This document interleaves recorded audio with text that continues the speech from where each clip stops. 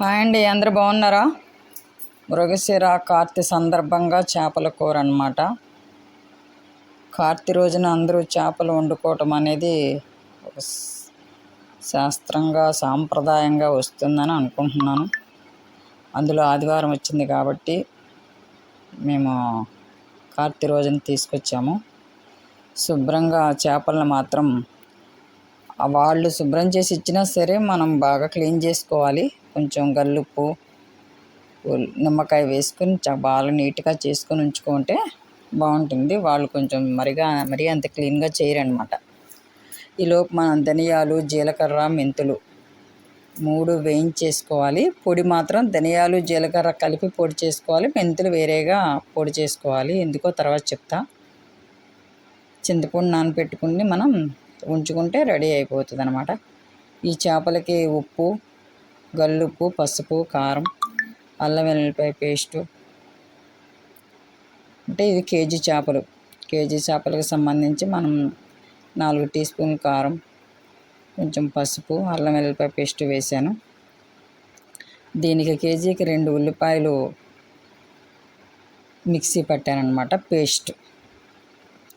ఎంత శ్రమ పడక్కల పొయ్యి మీద వేపాలి. ఉల్లిపాయ వేగిన తర్వాత పచ్చిమిర్చి వేగిన తర్వాత ఇవన్నీ అక్కర్లా, అన్నీ ఒక గిన్నెలోకి తీసుకొని ఈ చేప ముక్కలకి మాత్రం ఉప్పు, పసుపు, కారం, అల్లం వెల్లుల్లిపాయ పేస్ట్ పట్టించి ఒక పావు గంట సేపు అని నానితే ముక్కకి ఉప్పు అవన్నీ చాలా కరెక్ట్గా పడతాయి అన్నమాట. తర్వాత మనం ఉల్లిపాయ పేస్టు, పచ్చిమిర్చి, చింతపండు పులుసు అన్నీ కలిపేసి పొయ్యి మీద పెట్టాలి. పెట్టేసిన తర్వాత వెంటనే నూనె వేసేసుకోవాలి. ఇది ధనియాల పొడి ఒకటే వేసాను, ధనియాలు, జీలకర్ర పొడి.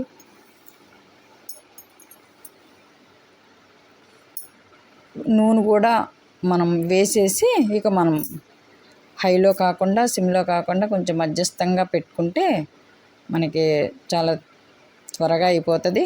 అసలు శ్రమ పడే పని లేదు, చాలా తొందరగా అయిపోతుంది అనమాట. మెంతి పొడి ఎందుకు లాస్ట్ని వేయాలి అంటే కొంచెం చేదు వస్తుంది కదా, ఇంకా అయిపోయే ముందు అది వేసి దించేసుకుంటే మనకి ఆ ఫ్లేవర్ బాగుంటుంది. ఇంకే మసాలాలు వేయక్కర్లేదు. కరివేపాకు వేసుకుని చక్కగా కొత్తిమీర ఉంటే బాగుంటుంది, కానీ తెప్పించలేదు. ఇదిగోండి, గుమగుమలాడే చేపల కూర మృగశిర కార్తె సందర్భంగా రెడీ అయిపోయింది. మీరు కూడా టేస్ట్ చేయండి, ఈ విధంగా ట్రై చేసి చూడండి. మీరైతే ఏ విధంగా చేస్తారో కామెంట్ బాక్స్లో పెట్టండి. చేపల కూర చూస్తానికి బాగుంది.